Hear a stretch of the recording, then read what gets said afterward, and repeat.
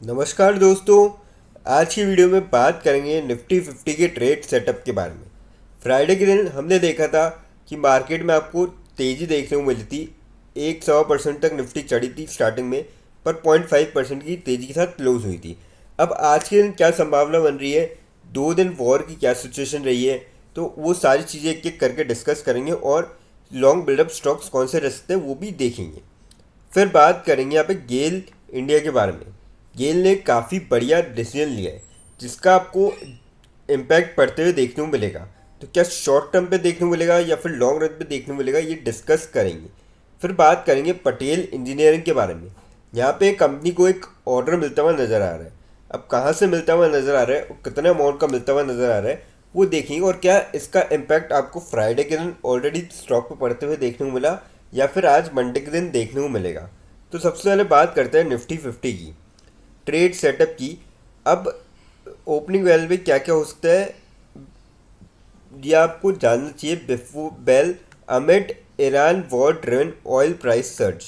अब देखिए यहाँ पे ऑयल प्राइस काफ़ी ज़्यादा इंक्रीज हो चुके हैं, $150 डॉलर पर बैरल क्रॉस कर चुके हैं।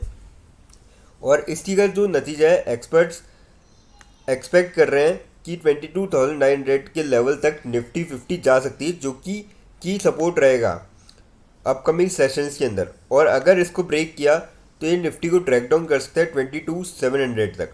और अगर बाउंस बैक होता है तो 23,200 टू 23,400 के जोन पे रेजिस्टेंस हो सकता है, जो कि फॉलोड बाय 23,500 ऐसा की हर्डल। तो मतलब अगर 23,500 के ऊपर क्लोजिंग देती है निफ्टी, तब कोई अपसाइड चांस बन सकते हैं। बाकी ये इसी लेवल पे ट्रेड करता हुआ नज़र आ सकता है। तो चांसेस वैसे कम है कि 23,500 के लेवल को क्रॉस कर जाए निफ्टी। अब अगर हम इसको और डिटेल्स में देखें तो देखिए, 20 मार्च को निफ्टी 50 ने बाउंस बैक किया था a day of blood bath, after day of blood bath, क्योंकि थर्सडे के दिन अच्छी खासी गिरावट थी 2-2.25% के आसपास। और spike in oil prices amid intensified US Iran tensions and rising inflation concerns made central bank cautious. और ये जो है वीक वीक हो रहा है मोमेंटम टेक्निकल इंडिकेटर्स के अंदर, जिसको बियर ने एक्शन मोड पे रख रखा है। और अगर ऐसा ही रहता है तो डेफिनेटली ये जो 22,900 का लेवल है टच करता हुआ नज़र आएगा। अगर हम देखें यहाँ पे निफ्टी के की लेवल्स की, सपो पहले बात करी जाए क्लोजिंग की, 23,114 पे क्लोजिंग देखने मिलती फ्राइडे के दिन। सपोर्ट की बात, रेजिस्टेंस की बात करी जाए, 23,282 का पहला रेजिस्टेंस है, 23,347 का दूसरा है और 23,453 का यहाँ पे तीसरा है। सपोर्ट की बात करी जाए यहाँ पे, 23,70 का पहला सपोर्ट है, 23,404 का दूसरा सपोर्ट है और 22,898 का तीसरा है। अब स्पेशल फॉर्मेशन क्या बन रही है, निफ्टी 50 ने फॉर्म करी थी green candle with a long upper shadow and a minor lower shadow on daily time frame, जो कि सिग्नल कर रहा है pressure at high levels despite the bounce back. मतलब अभी भी जो है आपको बेयर एक्टिव रहते हुए नज़र आएंगे मार्केट में। ये जो टेक्निकल चार्ट बेसिस वो भी यही इंडिकेट कर रहा है। और आरएसआई जो है वो 31.84 पे चल रहा है, जो कि काफ़ी ज़्यादा यहाँ पे नीचे आ चुका है आरएसआई। और साथ ही साथ अगर यहाँ पे देखें हम, तो बुलिस क्रॉस हो but remains below the 40 zone. तो ये काफ़ी बड़ी बात है। अगर 40 के जोन के ऊपर चल रहा था तो हो सकता है कि आपको बुलिश देखने को मिल सकता है, पर अभी यहाँ पे बेयरिश ही देखने को मिलेगा और पॉसिबिलिटी रहेगी कि शॉर्ट टर्म पुल बैक हो यहाँ पे। तो मेरे ख्याल से अभी जो है करंट की सिचुएशन के हिसाब से अवॉइड करा जा सकता है, पर फिर भी अगर कोई शॉर्ट टर्म के लिए जा रहा है तो एटलीस्ट वो स्टॉप लॉस लगा के ट्रेड ले। बैंक निफ्टी की बात करी जाए, 53,427 पे फ्राइडे के दिन क्लोजिंग देखने को मिलती।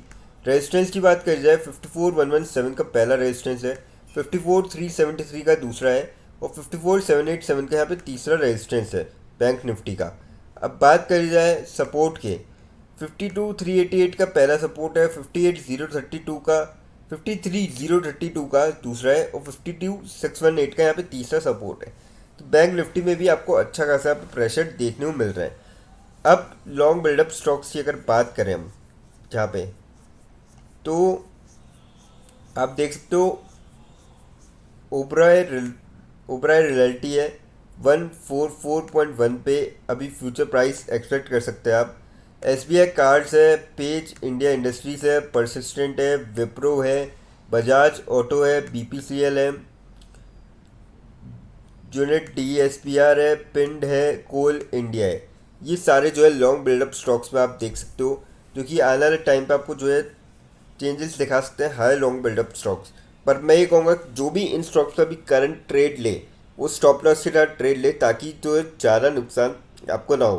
कंपनीज देखिए, इसमें से काफ़ी सारी कंपनीज अच्छी है, लगातार परफॉर्म भी कर रही है, पर कुछ एक कंपनीज है जिनका अगर आप बीते 5 सालों में रिटर्न देखेंगे तो इतने खास नहीं रहे। तो यहाँ पे मैं कहूँगा कि आप थोड़ा सा सोच समझ के इस मार्केट में डिसीजन लें। बाकी देखिए, अगर कोई यहाँ पे लॉन्ग टर्म के पॉइंट ऑफ व्यू से उठाता है मैक्सिमम कंपनीज, तो उसको फ़ायदा मिल सकता है यहाँ पे। अब बात करते हैं गेल इंडिया के बारे में। फ्राइडे के दिन 143.25 पे क्लोजिंग देखने को मिली, 1.02 रुपीज़ की गिरावट देखने को मिली और 0.71% तक स्टॉक गिरता हुआ नजर आया। अपडेट की बात करी जाए तो GAIL to invest 13 crore in true alt CBG arms lieutenant for stake 49% stake. तो ये काफ़ी बड़ा यहाँ पे शानदार स्टेक उठाने जा रही है कंपनी।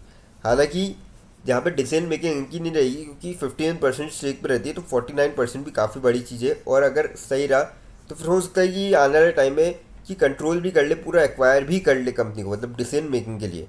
तो ये काफ़ी बड़ी चीज़ है जिसका आपको इम्पैक्ट आने वाले टाइम पे देखने को मिल सकता है। और कहाँ पर ये joint venture plans to develop multiple greenfield CBG plants Karnataka, Maharashtra और उड़ीसा के अंदर। तो ये मेरे ख्याल से आप इस स्टॉक में जो है जा सकते हैं। अगर आप ईयर टू डेट देखें यहाँ पे तो काफ़ी ठीक ठाक गिरावट भी है, 16.5% के आसपास। इसका जो है फ़ायदा उठाया जा सकता है। पटेल इंजीनियरिंग की बात करी जाए, 24.96 पे क्लोजिंग देखने को मिली थी फ्राइडे के दिन, 0.3 रुपीज़ की गिरावट देखने को मिली थी और 1.22% तक स्टॉक चढ़ता हुआ नजर आया था। यहाँ पे देखिए, इनको 230 करोड़ का hydro electric power project Bhutan के अंदर मिलता हुआ नजर आया। तो काफ़ी सही अमाउंट का यहाँ पे हाइड्रो प्रोजेक्ट जो है मिलता हुआ नजर आया, जिसका आपको इम्पैक्ट आज के दिन देखने को मिल सकता है, क्योंकि मार्केट क्लोज हो जाने के बाद 20 तारीख का अपडेट है। तो हो सकता है कि आपको स्टॉक में आज, अगर मार्केट सही रहता है तो उसमें तेज़ी देखने को मिले, अगर मार्केट में गिरावट होती है तो इसमें गिरावट पॉसिबल है। लेकिन फ्रेंड्स, कोई भी इन्वेस्टमेंट करने से पहले फाइनेंशियल एडवाइज़र से कंसल्ट करें या खुद की रिसर्च करें, क्योंकि ये वीडियो नॉलेज के पर्पज़ के लिए है, इन्वेस्टमेंट के लिए नहीं। वीडियो अच्छी लगी हो तो चैनल को लाइक और सब्सक्राइब जरूर करें, ताकि आने वाले टाइम में आपको जो है और भी ऐसे अपडेट्स मिलते रहें। थैंक यू दोस्तों।